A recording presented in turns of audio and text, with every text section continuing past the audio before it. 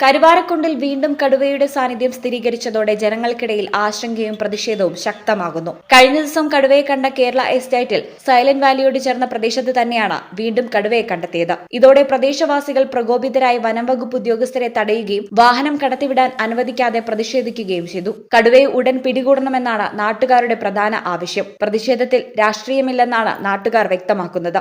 കാളികാവ്, കരുവാരക്കുണ്ട് പഞ്ചായത്തുകളിലെ Arthala, Manjalpara, Madarikundu, Sultana estate, Kerala estate, Parassery, Adakkakundu, 70 acre, 50 acre Panthra തുടങ്ങിയ വിവിധ ഭാഗങ്ങളിൽ കടുവയുടെ സാന്നിധ്യം സ്ഥിരീകരിച്ചിട്ടുണ്ട്.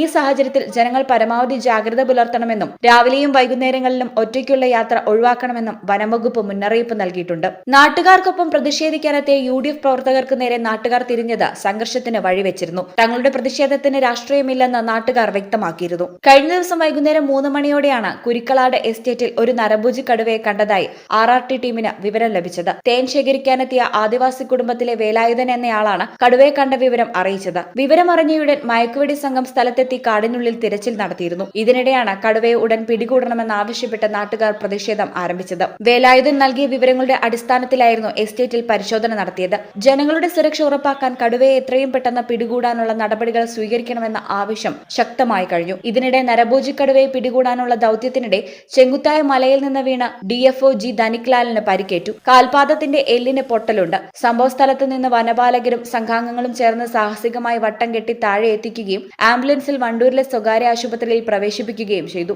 കാലിന്റെ ഉപ്പൂറ്റിയിലാണ് പൊട്ടലുള്ളത്. ശസ്ത്രക്രിയ വേണമെന്ന് ഡോക്ടർമാർ അറിയിച്ചെങ്കിലും കടുത്ത പ്രമേഹമുള്ളതിനാൽ തൽക്കാലം പ്ലാസ്റ്റർ ഇട്ടിരിക്കുകയാണ്. ഒരാഴ്ച കഴിഞ്ഞ് ശസ്ത്രക്രിയ നടത്താനാണ് തീരുമാനം. ഈ ചാനൽ കാളികാവ്. ആഘോഷങ്ങളുടെ ആനിവേഴ്സറി കാലം ഓഫറുകളുടെയും കവിത ഗോൾഡൻ ഡയമണ്ട്സിൽ ഏപ്രിൽ 5 മുതൽ മെയ് 31 വരെ ഗ്രാൻഡ് ആനിവേഴ്സറി സെലിബ്രേഷൻ. ദിവസേനയുള്ള നറുക്കെടുപ്പിലൂടെ തിരഞ്ഞെടുക്കപ്പെടുന്ന ഒരു ഭാഗ്യശാലിക്ക് മേക്കിംഗ് ചാർജ് സൗജന്യം. ഡയമണ്ട് മേക്കിംഗ് ചാർജിൽ 50% വരെ ഡിസ്കൗണ്ട്.